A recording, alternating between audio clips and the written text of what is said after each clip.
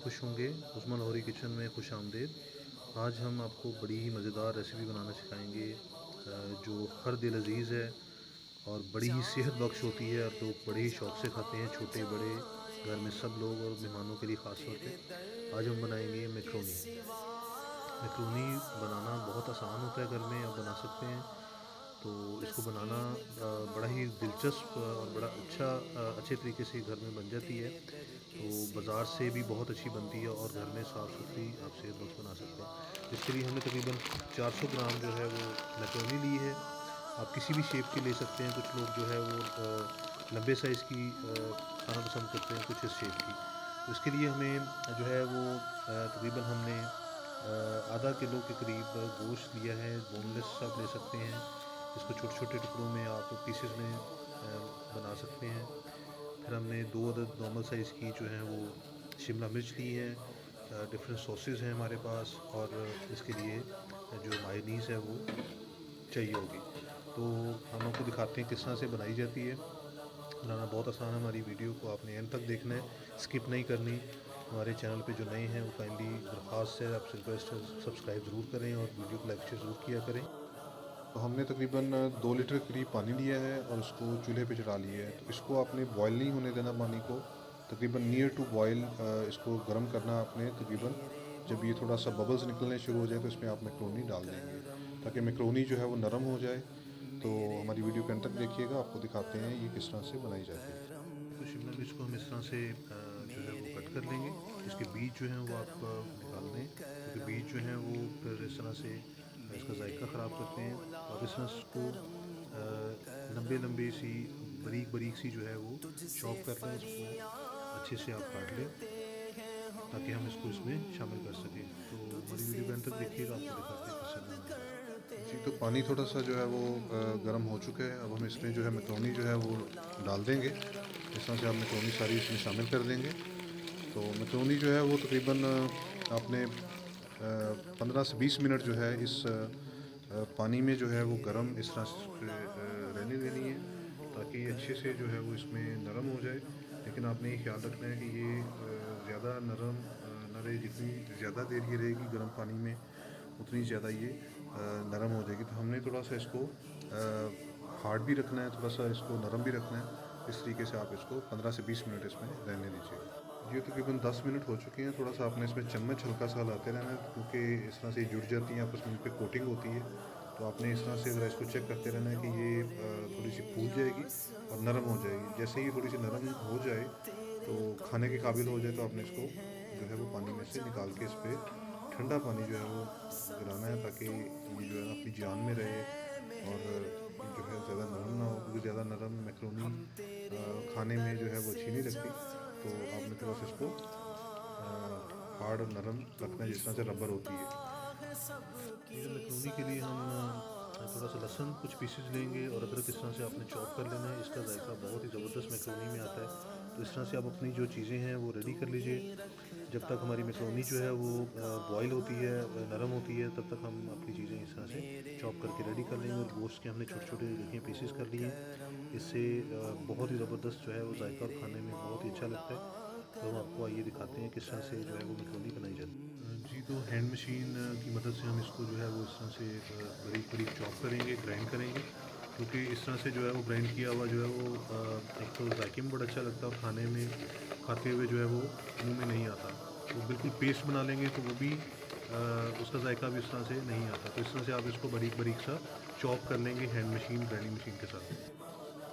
जी, तो देखिए इस तरह से जो है वो बारीक बारीक सामने से चॉप कर लेंगे। तो अभी हम आपको इसमें दिखाते हैं कि बाकी चीज़ें जो है वो किस तरह से शामिल की जाती हैं। तो अभी हमारी वीडियो के अंत तक देखिए ताकि आपको अच्छे से पता रेसिपी का जो है वो तरीका पता चले कि किस तरह से एक बड़ी ही लजीज मैक्रोनी जो है बनाई जाती है।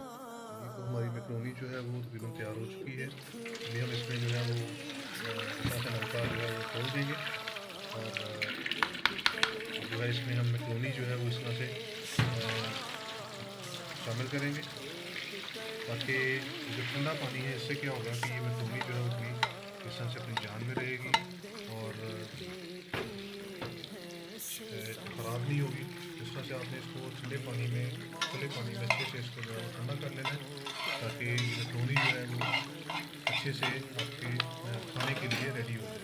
तो हमारी वीडियो के अंत तक देखिएगा, आपको दिखाते हैं किस तरह। हम मैक्रोनी के लिए जो है वो एक देचकी चढ़ा देंगे और इसमें हल्का सा ऑयल डालेंगे। अब इसमें हम जो है वो चॉप किया हुआ अदरक लहसुन जो है वो ग्राइंड किया हुआ वो हम इसमें डाल देंगे ताकि इसको हल्का सा हम फ्राई कर सकें।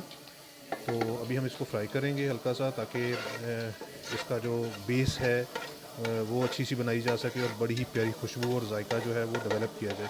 तो इसको लाइट से फ्लेम पे आप हल्का सा फ्राई करेंगे, ज़्यादा इसको ब्राउन नहीं करना आपने। तो हमारी वीडियो के अंत तक देखिएगा ताकि आपको इसकी अच्छी सी रेसिपी समझ आ सके। तकरीबन 5 मिनट हो गए हैं, हमने इसको लाइट सा फ्राई कर लिया है जो अदरक लहसुन था। अभी हम इसमें जो है वो जो गोश्त है वो शामिल करेंगे और इसको लाइट सा इसी मसाले के अंदर फ्राई करेंगे। इसको आपने ज़्यादा फ्राई नहीं करना क्योंकि ज़्यादा फ्राई करने से हार्ड हो जाता है और चम्मच आपने लगातार चलाना है। अगर ऐसा नहीं करेंगे तो ये बॉटम में पैने में लगने का ख़तरा होता है। तो गोश्त को आपने लगातार जो है वो चम्मच हिलाते रहना है। फ्लेम आपने लाइट रखना है, इससे ये होगा कि गोश्त से नीचे लगेगा नहीं इसमें पैंदे में। और आपने देखें कि फ्राई करते करते इसका जो कलर है वो चेंज होना शुरू हो गया है, वाइट होना शुरू हो गया है। तो आपने इसको हल्का सा जो है फ्राई करना है ताकि इसकी जो रेशे हैं वो नरम हो जाएं और मैक्रोनी में इसका जायका बहुत ही अच्छा आता है।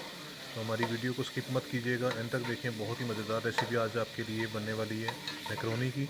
और ऐसी मैक्रोनी अगर आप बनाएंगे, यकीन करें कि आपके घर वाले जो हैं और मेहमान जो हैं वो खाते ही रह जाएंगे। तकरीबन 5-6 मिनट तक फ्राई करने के बाद इस तरह से गोश्त की सूरत हो जाएगी। तो अब इसमें थोड़ी सी काली मिर्च हम शामिल करेंगे। काली मिर्च आपको पता है कि हर खाने की ज़ीनत होती है, बहुत ही मज़ा आता है इसका। काली मिर्च एक अपना स्पेशल जायका रखती है, इससे बड़ा ही एक जायके में ट्विस्ट आ जाता है। तो अभी जो इसके जो फ्राई है उसको थोड़ा सा 5-6 मिनट और दें ताकि इसका अच्छा जायका जो हसबे जायका इसमें हम नमक शामिल करेंगे। तो इसको हल्का सा हम फ्राई करते रहेंगे, लगातार आपने चम्मच चलाना है ताकि अच्छे से फ्राई हो जाए। हमारी वीडियो को अंत तक देखिएगा जी। तो तकरीबन 5-6 मिनट फ्राई करने के बाद हम इसमें जो शिमला मिर्च हमने बारीक बारीक सी काटी थी वो हम इसमें शामिल कर देंगे। तो देखिए माशाल्लाह कितना अच्छा सा इसकी जो कलर है, बेस है, वो मैक्रोनी की बन गई है।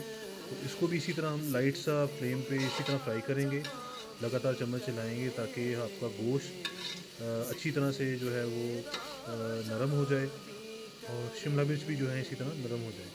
तो इस तरह से आप इसको तकरीबन 10 मिनट और देंगे।